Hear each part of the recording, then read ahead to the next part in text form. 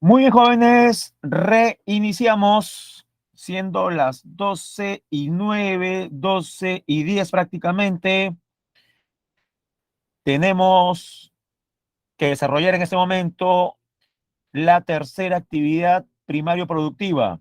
Sí, la tercera, porque ya mencionamos los datos más importantes sobre la agricultura y la ganadería. Una tercera actividad primario productiva es la acuicultura, que no debe confundir con la pesca. Acuicultura y pesca son actividades distintas. La pesca es extractiva, la acuicultura es productiva. ¿Y de qué se ocupa la acuicultura? Veamos. Es la actividad que consiste en el cultivo y producción de especies acuáticas como peces, moluscos, crustáceos y plantas. ¿Plantas, profesor? Algas en ambientes hídricos que pueden ser naturales como los manglares o artificiales como los estanques o piscigranjas, en aguas marinas o continentales. Principales especies cultivadas en el Perú. Bueno, por zonas. En regiones altoandinas, la trucha arcoíris. En la costa norte, Tumbes, Piura, especialmente en zona de manglares, langostinos. En los ríos de la vertiente del Pacífico, principalmente los de Arequipa, el camarón. Recuerde que uno de los platos típicos de Arequipa es el chupe de camarones. Y la tilapia, tanto en la selva alta como en la costa norte. Ahí podemos ver algunas imágenes referidas a la acuicultura. La primera, vemos unas jaulas flotantes, ¿no? Correspondientes a criadero de truchas en lagunas altoandinas. La segunda imagen corresponde a una langostinera en Tumbes. Y la tercera, la crianza de tilapias en San Martín, Selva Norte.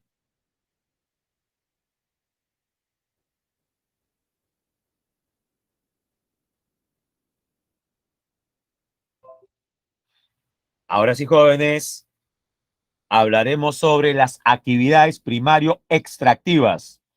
Comenzamos con la pesca, actividad económica extractiva que captura en su medio natural peces y otras especies acuáticas como crustáceos, moluscos, entre otros.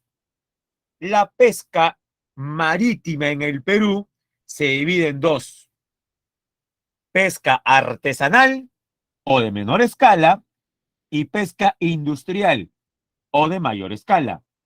La artesanal se realiza en las 5 primeras millas, la industrial en las 195 millas restantes, es decir, de la milla número 5 a la milla número 200.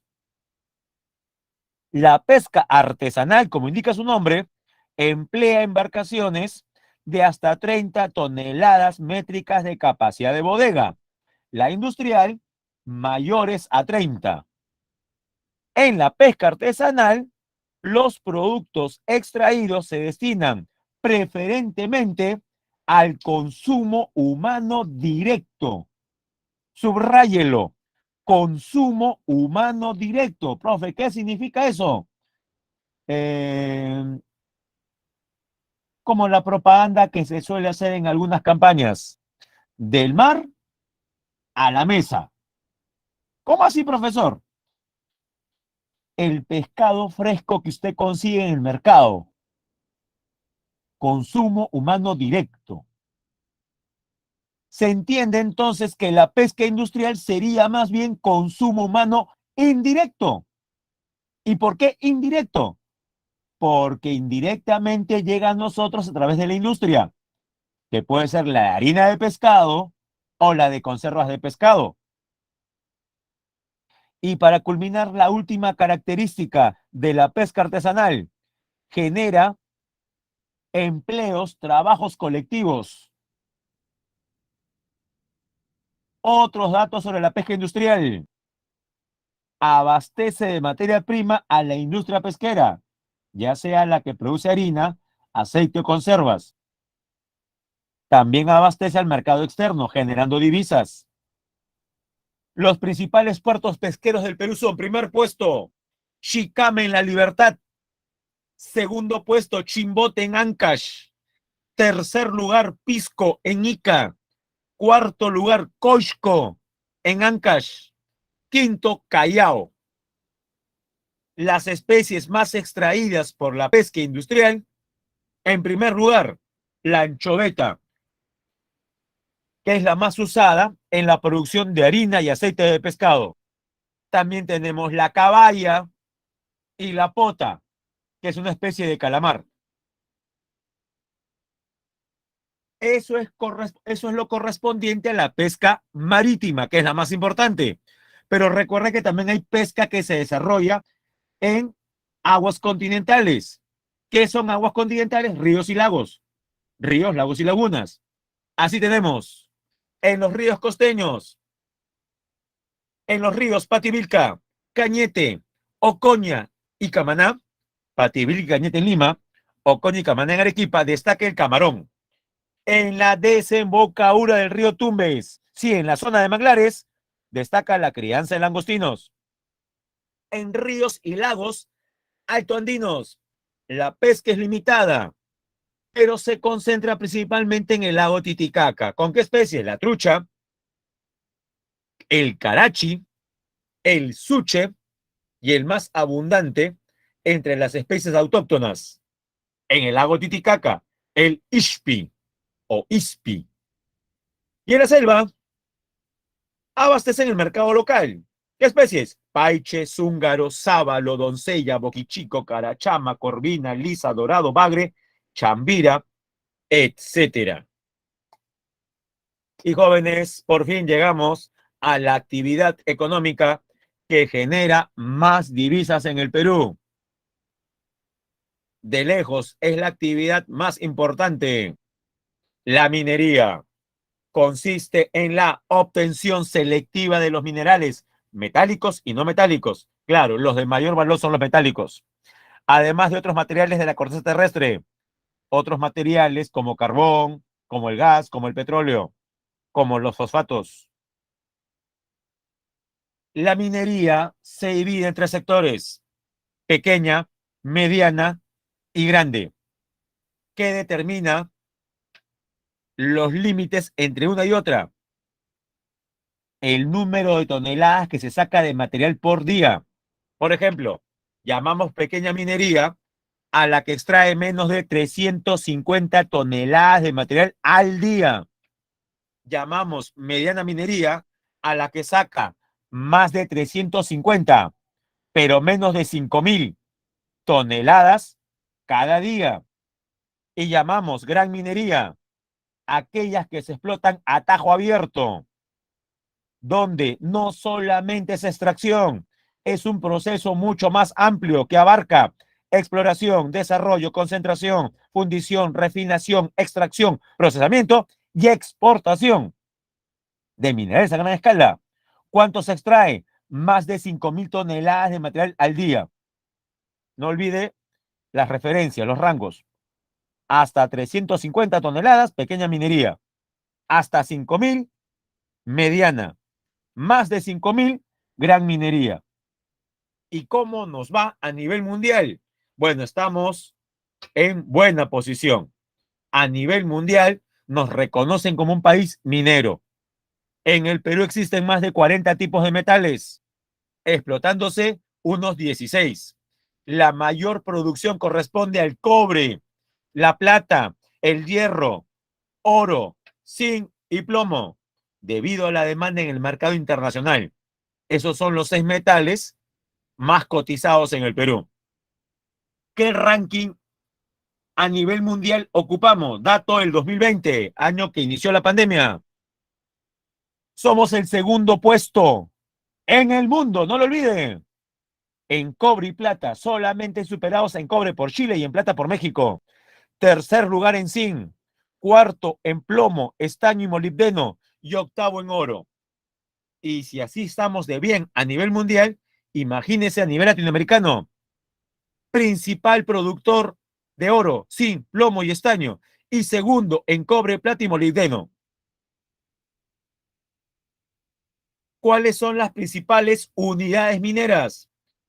Comencemos hablando del metal que más divisas nos genera, el cobre. Destacan Cerro Verde en Arequipa, Antamina en Ancash, recuerde, Antamina, Cuajón en Moquegua, Las Bambas en Apurímac, Antapajay en Cusco. Nos saltamos al oro. ¿Por qué, profesor? Porque el oro es el segundo metal que más divisas genera. Destaca Cajamarca, con las minas de Chaupiloma, norte, sur y oeste. También tenemos Chaquicocha y la gran conocida por la mayoría como Yanacocha. En La Libertad, La Poderosa y Alto Chicama. Del oro pasamos al tercer metal en importancia, el zinc. Destaca Antamina, sí, es la misma mina, Antamina, es polimetálica, en Ancash, San Cristóbal en Junín, Animón en Pasco, Cerro Lindo en Ica. A nivel de plata, nuevamente, Antamina, Uchuchajua en Lima, Arcate en Arequipa, Animón en Pasco, Payancate en Ayacucho. En estaño tenemos la mina puneña de San Rafael. En plomo destaca la región Pasco con las unidades mineras de Animón, Colquijirca, Milpo, Atacocha. En Lima tenemos Raura. Y a nivel del hierro, Marcona en Ica. Pero les dije yo que no solamente se trata de metales, también de otros recursos como el carbón, el gas y el petróleo. En el caso del petróleo, los principales yacimientos son la costa norte, con el zócalo adyacente, y la región amazónica, especialmente norte, Loreto. En la costa, Talara, La Brea, Pariñas, El Alto, Los Órganos, eso es en Piura, Zorritos en Tumbes. Pero más petróleo en el subsuelo lo encontramos en la selva norte, Loreto, con yacimientos como Aguas Calientes, Capaguari, Intutu, Chivillacu, Pabayacu.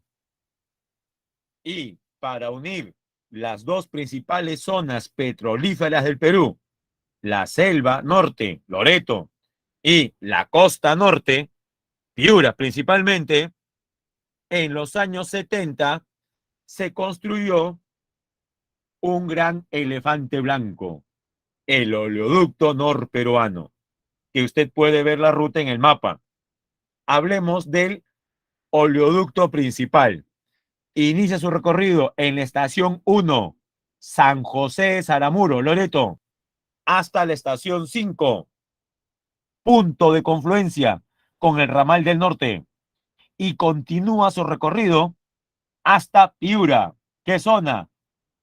El puerto de Bayóvar, cruzando antes los Andes, incluso el Abra de Porcuya. Recorre 5 departamentos entonces: Loreto, Amazonas, Cajamarca, Lambayeque y Piura, el oleoducto norperuano. Pero lo mismo ocurre con nuestra principal reserva de gas, Camisea, se encuentra en Cusco.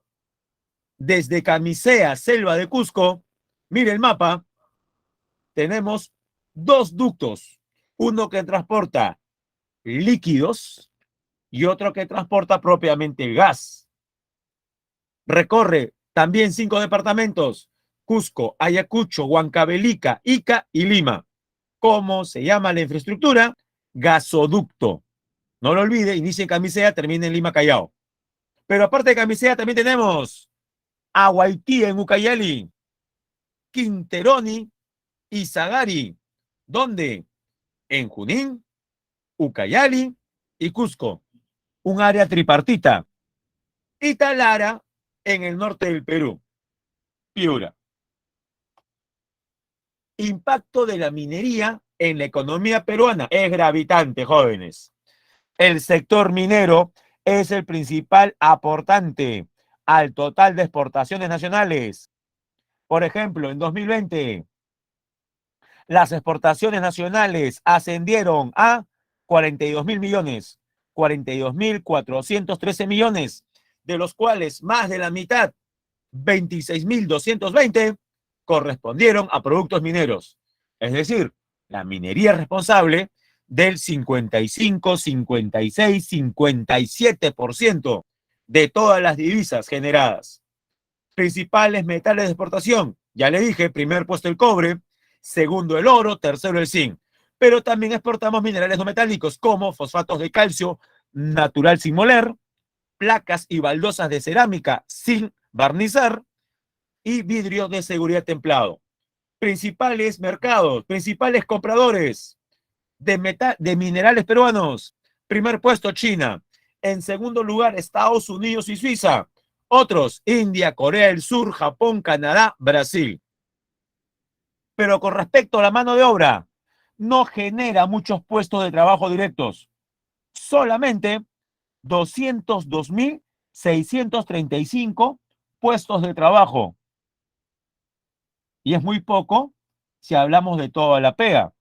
Estamos hablando del 1%. Más o menos el 1% de la PEA. Pero hay que recordar que alrededor de 500.000 personas se dedican a la minería informal en el país, mientras que otros 5 millones de personas participan, eso sí, indirectamente en esta actividad.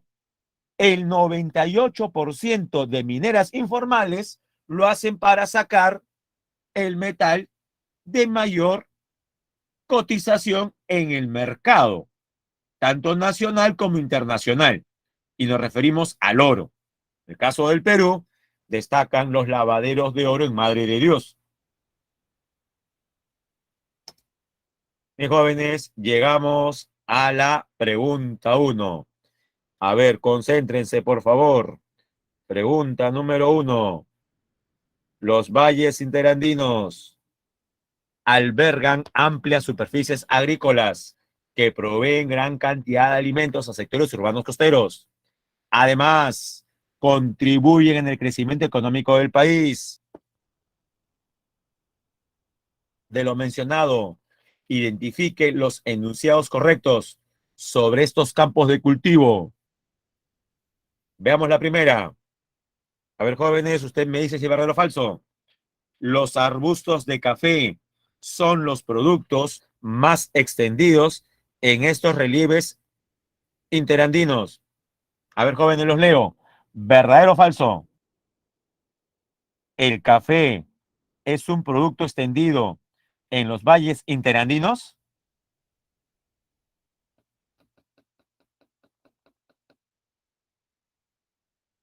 Esperamos su respuesta. Si no, no avanzamos, ¿ah? Eso es, claro, recontra falso.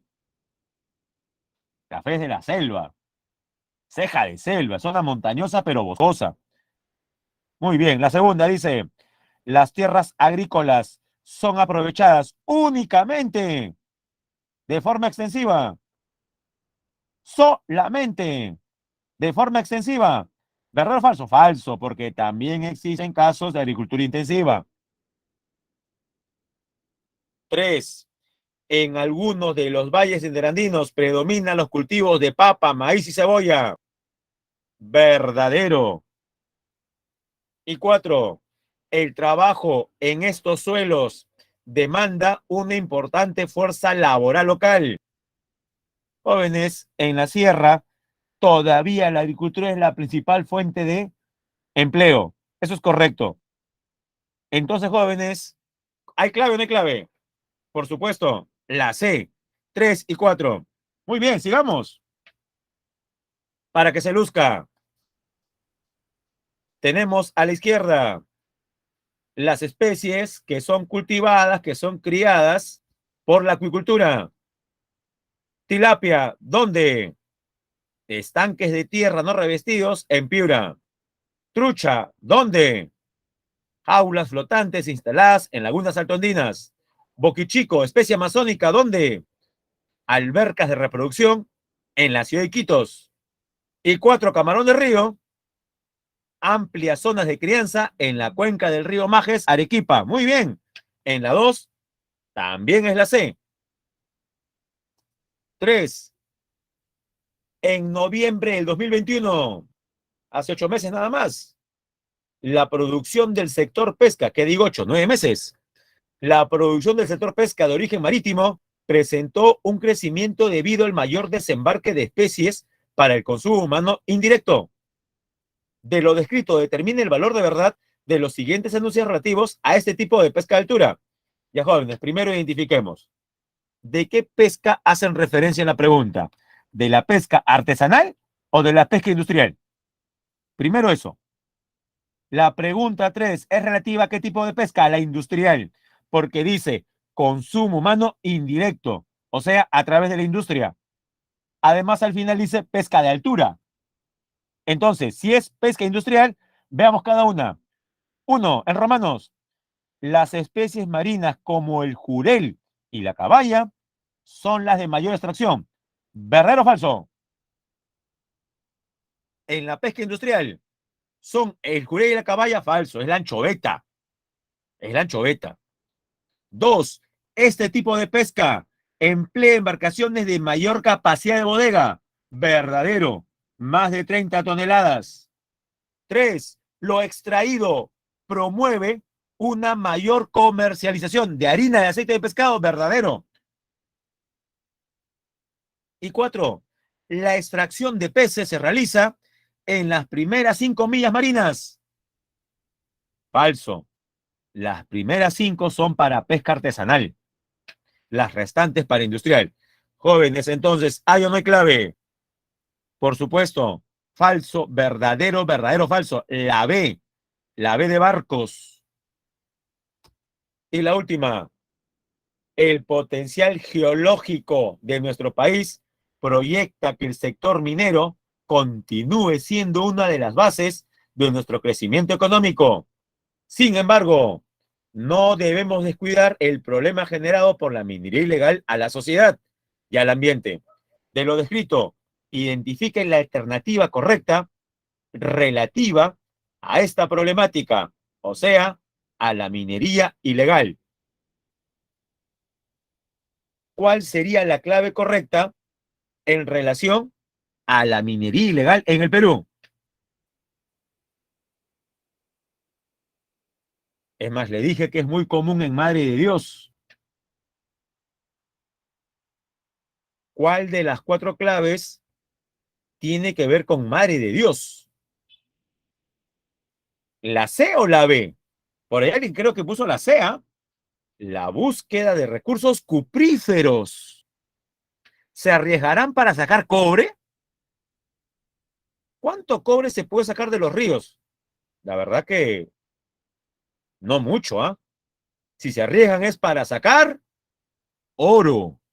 La clave es la letra B, la instalación de lavaderos de oro en diferentes vertientes, especialmente en la cuenca del río Madre de Dios.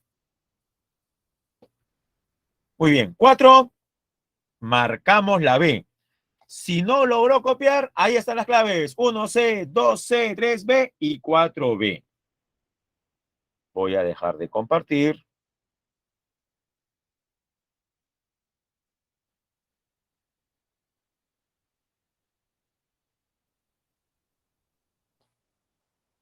Y ahora vamos a presentar nuestro material de cívica.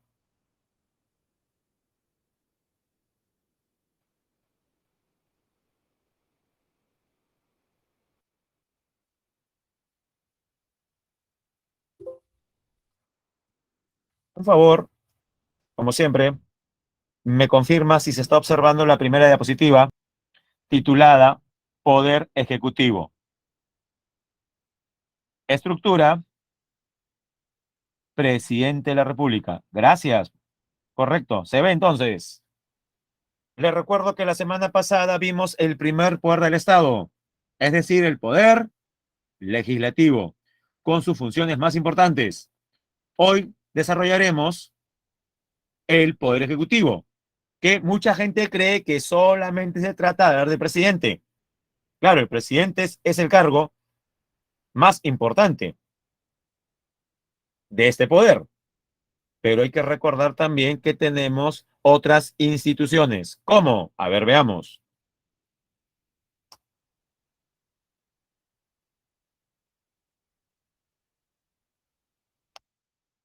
Primero, veamos la estructura del Poder Ejecutivo. La Presidencia de la República, el Consejo de Ministros, la Presidencia del Consejo de Ministros, los ministerios individualmente, recuerda que son 18. Y también es importante mencionar las entidades públicas del Poder Ejecutivo. ¿Será entidades? Claro. Recuerda cuando vimos el tema de contaminación y recursos naturales, que les mencioné la importante labor que realiza el MINAM. ¿Recuerda usted, MINAM eran las siglas de qué ministerio? Es más, habíamos quedado, cada vez que yo diga en el ciclo MINAM, nos referíamos a qué ministerio. El MINAM. El Ministerio del Ambiente, correcto. No, el MINAM, se nota la A claramente, a MINAM, no el MINEM. Claro, el MINEM sería de Energía y Minas. El MINAM, el Ministerio del Ambiente. ¿Existirán organismos adscritos al MINAM? ¿Ya se olvidó? Claro que existen. Ejemplo, ¿cómo se llama el organismo que se encarga, por ejemplo, de los reportes meteorológicos?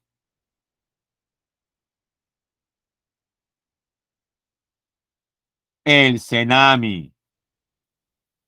¿Cómo se llama el organismo que brinda los reportes sobre los sismos? Apenas se mueve la Tierra, usted busca en Internet la página de qué institución, del IGP, del Instituto Geofísico del Perú. Correcto. ¿Cómo se llama el organismo en el Perú que dirige, supervisa a las áreas naturales protegidas por el Estado? Y usted sabe que la respuesta es el CERNAM, el Servicio Nacional de Áreas Naturales Protegidas por el Estado. Ya, esos ejemplos, IGP, CERNAM, entre otros, ¿son ejemplos de qué? ¿De ministerios o de entidades públicas del Poder Ejecutivo? Ya dígame, lo primero o lo segundo. Cuando hablo de la SUNAT, del IGP, del IMARPE, de ANA, son entidades del Poder Ejecutivo, algunas adscritas a un ministerio y otras adscritas a la PCM. La PCM sí, la Presidencia del Consejo de Ministros. Bueno, jóvenes, hemos dado un brochazo de los 5 órganos correspondientes al Poder Ejecutivo. Ahora sí hablemos del más importante, del cargo de presidente de la República. Veamos.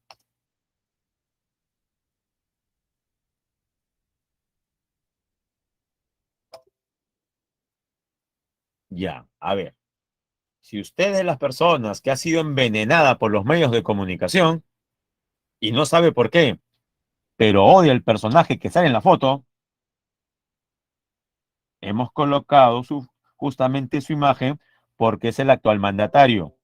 Pero los datos que vamos a dar corresponden en general al cargo, ¿correcto? Sí. El presidente de la República personifica a la nación, dirige y aprueba la política general del gobierno en su calidad del jefe del Poder Ejecutivo, es decir, jefe de gobierno. Requisitos para ser elegido presidente. Para ser elegido se requiere ser peruano por nacimiento, tener más de 35 años y gozar del derecho al sufragio, o sea, no tener impedimento legal. Es elegido por sufragio directo al obtener más de la mitad de los votos. A eso que usted llama primera vuelta. Pero dígame, en las últimas elecciones, por lo menos las 5 últimas, el presidente llegó al cargo al ganar en primera vuelta? No. Una de las características de las elecciones en el Perú de las últimas décadas es que al no obtener uno de los candidatos más del 50%, finalmente se produce la llamada segunda vuelta entre los dos candidatos que alcanzaron mayor votación. Y ahora usted sabe que en realidad en segunda vuelta, más que votar a favor de, la gente vota en contra de o elige entre los dos el que considera el mal menor. Yo soy de la idea que habría que hacer una reforma electoral al respecto, porque no nos está funcionando esta forma de elegir presidentes en segunda vuelta. Pero bueno, como decía, es elegido por sufragio directo al obtener más de la mitad de votos. Si ninguno de los candidatos obtiene esa mayoría absoluta, se procede a una segunda elección, que llamamos segunda vuelta, entre los dos más votados. El mandato es de 5 años, sin reelección inmediata. Ahora le pongo otro ejemplo de la coyuntura. Jóvenes, vamos a suponer que se cumple el sueño de muchas personas. ¿Cuál, profesor?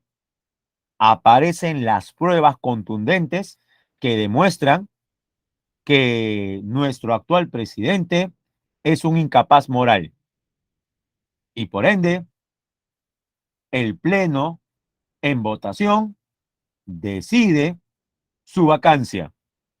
Para ello, por las pruebas contundentes, muchos que no votaban a favor de la vacancia, ahora sí lo van a hacer. Y se me ocurre, con una contundente votación de 100 a favor de la vacancia, el señor Pedro Castillo es vacado. Pregunto yo, si es vacado, según nuestra constitución, ¿quién asume? Está fácil la pregunta, jóvenes, ¿ah? Cuando el presidente es vacado, ¿quién asume?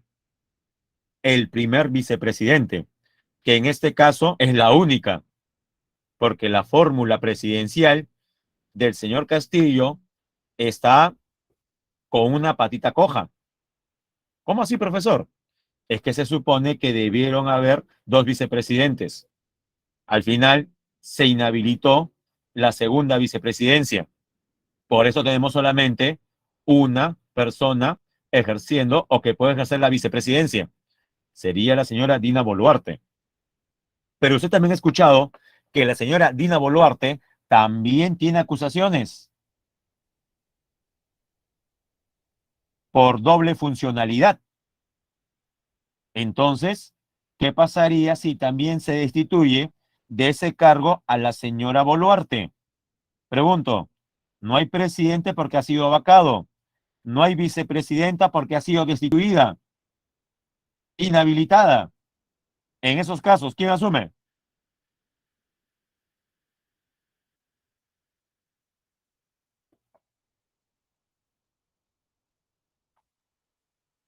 Correcto.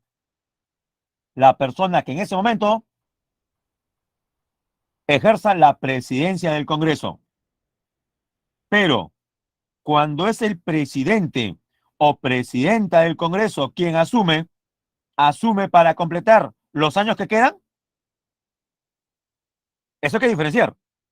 ¿Asume para completar los años que le quedan al gobierno? ¿Sí o no? No. Solamente el tiempo que dure la siguiente convocatoria de elecciones. O sea, cuando el presidente del Congreso asume la presidencia de la República, es transitorio. Es unos cuantos meses hasta la convocatoria y realización de elecciones. Esa es la diferencia, que asuma la vicepresidenta o que asuma el presidente del Congreso. Si asume la vicepresidenta, completa el mandato. ¿Qué es, por ejemplo, lo que debió haber hecho Vizcarra? ¿Recuerda?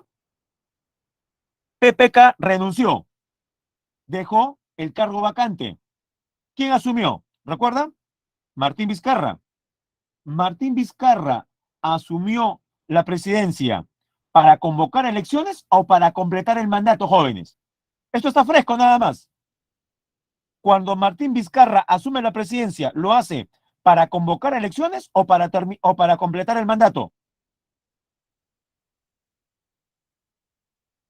¿Ya se olvidó ya? Martín Vizcarra asumió la presidencia para completar los 5 años. La pregunta, ¿los completó?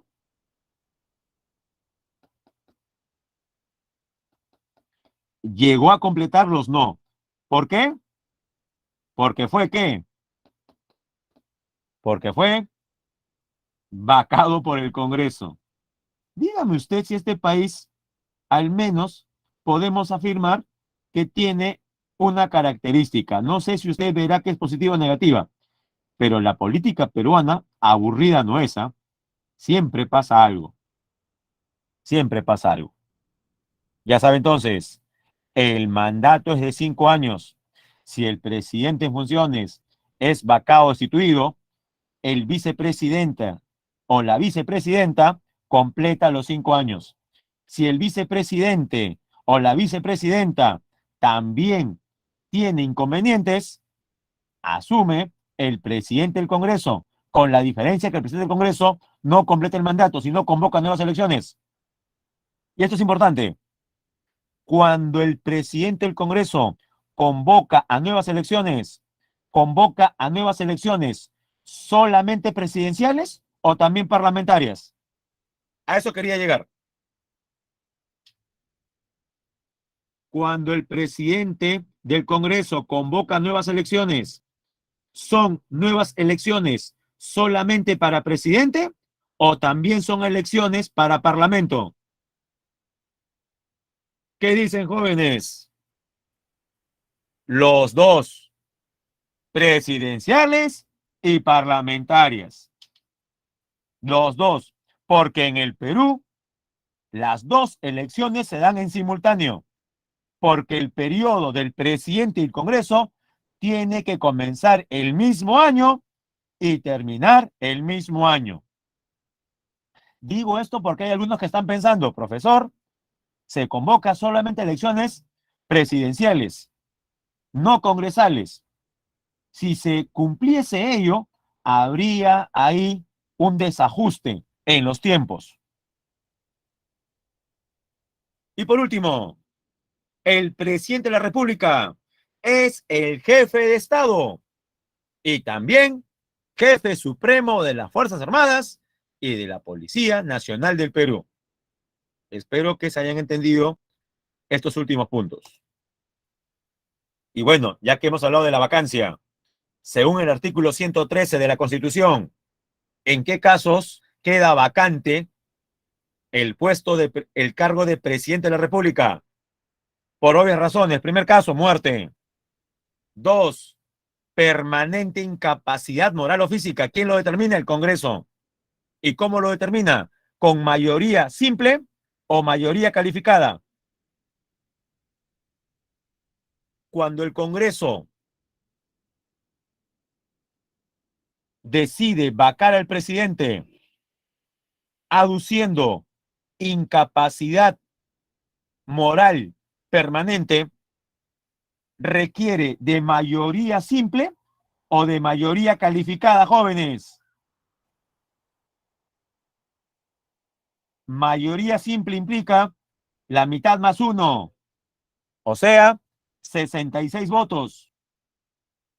Y usted sabe que este Congreso tiene por lo menos 72, 73 votos para vacar a Castillo. Profe, ¿por qué no lo hace? Porque se exige mayoría calificada. ¿Y qué es mayoría calificada? No lo olvide, 2/3. Y 2/3 equivale ¿a qué número? Por lo menos Una cifra que usted escucha bastante en los medios de comunicación. ¿Cuántos votos se requieren para vacar al presidente? 80 y... Ya, si no lo recuerda, saque 2/3 de 130. ¿Cuánto es 2/3 de 130?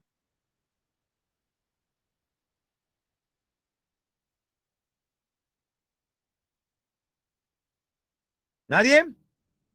¿Muy difícil?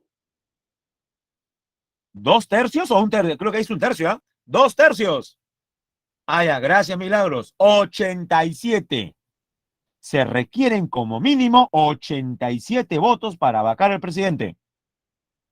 Bueno, si se va por el lado del Congreso. Profe, la tercera vía, lo que muchos le reclamaban antes de 28. Es más, muchos decían, profesor, de repente el presidente Castillo hace feliz a un montón de peruanos en su mensaje renunciando. Bueno, sabemos que no renunció y no creo que vaya a renunciar. ¿Ah? La tercera es renuncia, como hizo PPK. Cuarta, salir del país sin permiso del Congreso o no regresar en el plazo fijado. Y quinta, por destitución. Profe, es entonces destitución, tras haber sido sancionado por alguna de las infracciones que aparecen en el artículo 117. ¿Y qué dice el artículo 117? A ver, veamos.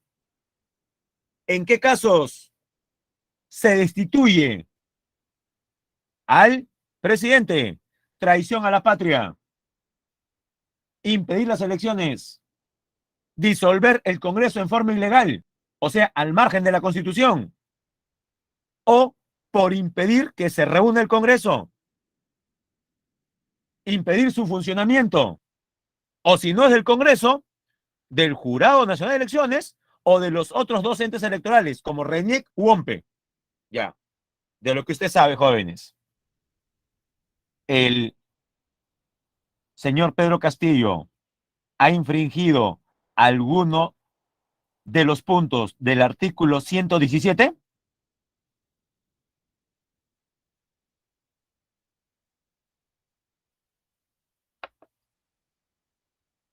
Usted dirá, profe, no creo, ¿ah? ¿Y qué opina de traición a la patria?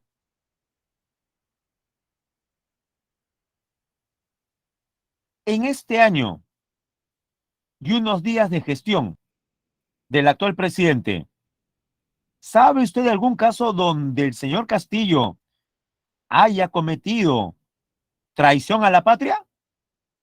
Usted dirá, profe, no creo, ¿ah? La respuesta es no, pero ahora puede entender por qué cierto sector de la prensa hizo una campaña mediática a partir, sí, de un error o exabrupto de nuestro presidente. ¿Recuerda usted cuando fue entrevistado? Claro, correcto, Venturo. ¿Recuerda usted que nuestro presidente dio una entrevista a un periodista de CNN en español y habló sobre diferentes temas, incluido el acceso de Bolivia al mar? Y si bien es cierto, el señor Castillo nunca dijo que se le daría a Bolivia salida al mar, tampoco lo negó rotundamente. Es más, llegó a responder que habría que preguntarle al pueblo peruano. Ya, esto que estoy explicando ahora, ¿lo recuerda? ¿Recuerdan ese pasaje de hace unos meses? Me imagino que la mayoría lo recuerda. Bueno, varios congresistas y un fuerte sector de la prensa hizo algún tipo de campaña para que eso pueda ser considerado traición a la patria. Si bien es cierto para mí la respuesta del señor Castillo dejó mucho que desear, muy forzado que eso sea traición a la patria.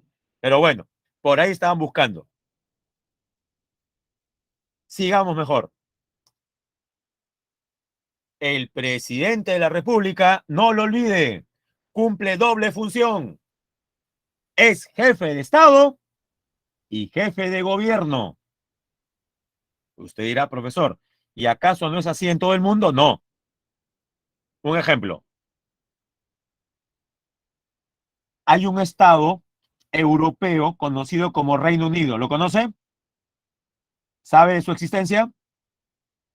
Todos los aquí presentes saben que existe el Reino Unido, que algunos confunden con Inglaterra. Por supuesto, profesor. Reino Unido, ya. Dígame, en Reino Unido, la jefatura de Estado y la jefatura de gobierno recae en la misma persona. En otras palabras, una misma persona en Reino Unido es a la vez jefe de Estado y jefe de gobierno. Espero su respuesta. ¿Sí o no, jóvenes? Rápido. No. Muy bien, Ángel. La respuesta es no. Como la respuesta es no, entonces sigue respondiendo. ¿Quién es jefe de Estado en Reino Unido? Le doy dos opciones. ¿El primer ministro o la reina? En Reino Unido, ¿quién es jefe de Estado? ¿La reina o el primer ministro? Y la respuesta es que en el Reino Unido, el jefe de Estado, o mejor dicho, la jefa de Estado es la reina Isabel II. Y si la reina es jefa de Estado, sigo preguntando, ¿quién es jefe de gobierno en el Reino Unido? Está fácil, ¿eh? Responda. ¿Quién es jefe de gobierno en el Reino Unido? Si no es la reina, ¿quién es? ¿Nadie? Ya lo dije. El primer ministro. Ahora, volvamos al Perú. ¿Quién es jefe de Estado? El presidente. ¿Quién es jefe de gobierno? También el presidente. Ahora dígame, ¿en el Perú existe la figura de primer ministro?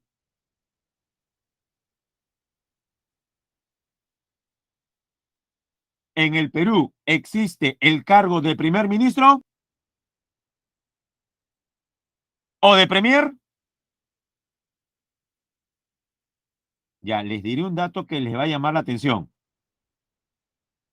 Agárrese. ¿Cuál, profe?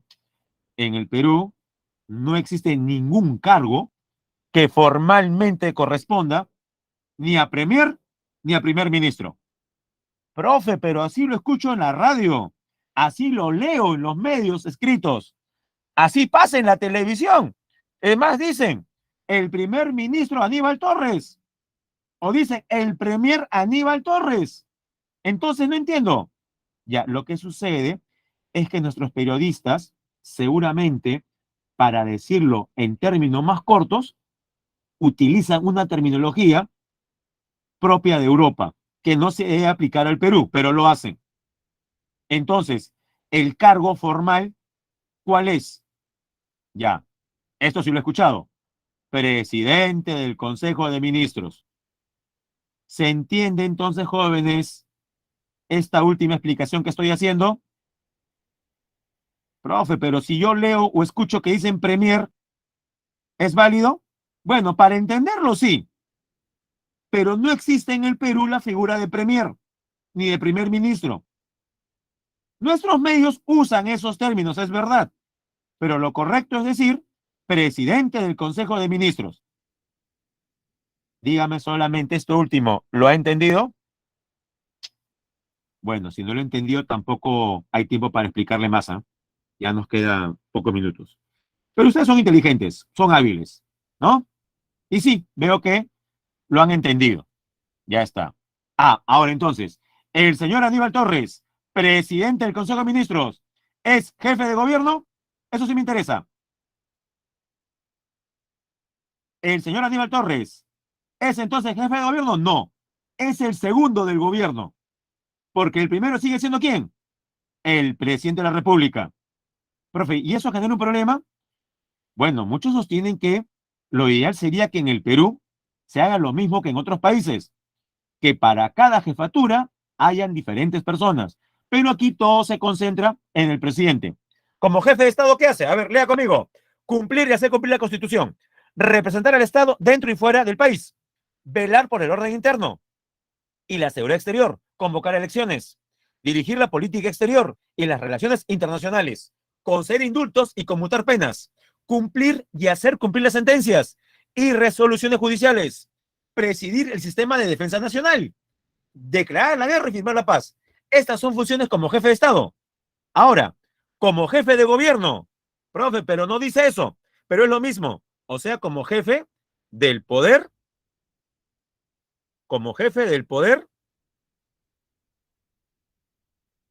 ejecutivo, jefe de gobierno, dirigir y aprobar la política general de gobierno, ejercer el derecho de iniciativa legislativa. Profe, ¿qué es eso? Recuerde que el Congreso le permite al Ejecutivo, le permite al presidente legislar. Cuando el presidente, con permiso del Congreso, legisla, el resultado, no lo olvides, son decretos legislativos que tienen peso de ley. Observar y promulgar las leyes aprobadas del Congreso. Administrar los bienes del Estado, la hacienda pública. Dictar medidas extraordinarias mediante decreto de urgencia. Nombrar y remover a quienes ejerzan altos cargos, como por ejemplo los ministros. Ahora sí, dejemos de hablar del presidente y hablemos del Consejo de Ministros. Características: conformado obviamente por los ministros, que son nombrados por el presidente. Es presidido el Consejo de Ministros, valga la redundancia, por el nombre del cargo, por el presidente del Consejo de Ministros.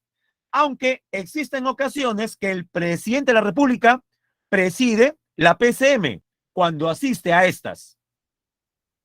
Tiene a cargo el Consejo de Ministros la dirección y la gestión de los servicios públicos. Atribuciones del Consejo de Ministros: aprobar los proyectos de ley que el presidente de la República somete al Congreso, aprobar los decretos legislativos y los decretos de urgencia que dicta el presidente de la República. Si no, no tiene validez. Adoptar decisiones sobre asuntos de interés público. ¿Quién encabeza el Consejo de Ministros? El presidente del Consejo de Ministros. Hablemos sobre la presidencia del Consejo de Ministros, responsable de la coordinación de las políticas, tanto nacionales, sectoriales y multisectoriales. Coordina las relaciones con los demás poderes del Estado. Su máxima autoridad es el presidente del Consejo de Ministros, mal llamado por la prensa Premier. Sobre el presidente del Consejo de Ministros, mal llamado Premier o mal llamado Primer Ministro, es, después del presidente de la República, el portavoz autorizado del gobierno. Coordina las funciones de los demás ministros. Y esto es importante. Refrenda. ¿Cómo refrenda? Con su firma. Refrenda, le da validez a los decretos legislativos, los decretos de urgencia y los demás decretos y resoluciones que señalan la Constitución y la ley. Es decir, son nulos los actos del presidente de la República que carecen, que no tienen refrendación ministerial. Ahora, ¿qué tipo de normas emanan del Ejecutivo? Los decretos de urgencia. Es una norma con rango de ley, expedida por el Ejecutivo como medida extraordinaria y válida para regular situaciones de carácter económico-financiero. Decreto legislativo, hemos hablado bastante sobre esto, es cuando el Congreso le da facultades legislativas al Ejecutivo para legislar. Resultado, decreto legislativo. Y decreto supremo son normas de carácter general que reglamentan normas con rango de ley o regulan la actividad sectorial funcional o multisectorial funcional. Los ministerios son 18 y se encargan de diseñar, establecer, ejecutar y supervisar políticas nacionales, sectoriales, asumiendo la rectoría respecto de ellas. Y por último, contamos con entidades del Poder Ejecutivo. Son entidades desconcentradas, tienen competencias de alcance nacional y están adscritas o a un ministerio o a la PCM. Se dividen en dos tipos. Hay entidades u órganos públicos ejecutores. En total son 38 y destacan la Biblioteca Nacional del Perú, la Superintendencia de Bienes Nacionales, el IGP, que sabemos es el Instituto Geofísico del Perú, Proinversión. Y al otro lado tenemos organismos públicos especializados. Los especializados a su vez se dividen en dos tipos. 4 que son reguladores, ¿Por qué reguladores? Porque regulan la actividad empresarial privada. Por ejemplo, Ocinermin, Ocitran, Ociptel y SUNAS. No SUNAT, sino SUNAS, para que entienda claramente con un ejemplo. ¿Qué pasa si usted está pagando 400 soles a una empresa por el servicio de Internet y no le llega ni la cuarta parte? Es más, en este momento yo estoy lagueando en su pantalla y usted paga 400 soles de Internet. Pregunto, ¿usted podría hacer su queja, su reclamo a un órgano regulador? Por supuesto. ¿A cuál de los cuatro? Si el problema es de Internet, ¿con cuál de los cuatro organismos reguladores tendría usted que dirigir su reclamo? ¿O Sinermin? ¿O Citran? ¿O Ciptel? ¿O SUNAS? ¿O Ciptel? Porque es el organismo supervisor de las inversiones privadas en telecomunicaciones. Prof, si tengo problemas con la energía eléctrica, o Sinermin. Si tengo problemas con una empresa de transportes, o Citran. Y si tengo problemas con el abastecimiento de agua potable, SUNAS. Y también hay organismos técnicos especializados, como SUNAT, ANA, INEI y otros. Jóvenes, vamos a las preguntas. Ejercicio número 1. Mediante un decreto supremo emitido a inicios de este año, se convocó a elecciones regionales y municipales para el domingo 2 de octubre. No se olvide, hay elecciones el domingo 2 de octubre. De lo mencionado, identifique las alternativas correctas en referencia a la normativa en mención, o sea, al decreto supremo. ¿Y qué es lo correcto? 1. Fue promulgada por el mandatario en su función de jefe de Estado. Y 3. Debe contar con el refrendo, con la firma del presidente del Consejo de Ministros. En la 1 marcamos la B, 1 y 3. Vamos a la 2. Según nuestro ordenamiento jurídico, el presidente presenta dos tipos de funciones, jefe de gobierno y jefe de Estado. En relación a lo último, jefe de Estado, determina el valor de verdad. ¿Cuáles son funciones como jefe de Estado? Y sería 2 y 3. Conceder indultos y conmutar penas y convocar al Congreso a legislatura extraordinaria. Entonces sería la clave A, falso, verdadero, verdadero, falso. Profe, pero la 1 y la 4 también son funciones. Sí, pero como jefe de gobierno. En la 2 marcamos la A. 3. La clave sería la letra D, decretos de urgencia. Y la última, nos vamos, jóvenes. Relacione correctamente al ministerio con la función que realiza. Y la clave es 1C, 2D, 3A y 4B. ¿Hay clave? Por supuesto. La clave es la letra A. Si no logro copiar, ahí están las claves. 1B, 2A, 3D y 4A. Muy bien, jóvenes, hemos llegado a la parte final. Muchas gracias por su participación. Voy a dejar de compartir. Ya está. Y jóvenes, nos vemos entonces el próximo lunes, siempre a las 11 en punto de la mañana. Que le vaya muy bien el resto de la semana. Cuídese, abríguese. Siempre póngase a repasar, estudiar. Nos estamos viendo. Gracias nuevamente. Chao. Ah, que tenga un buen almuerzo también.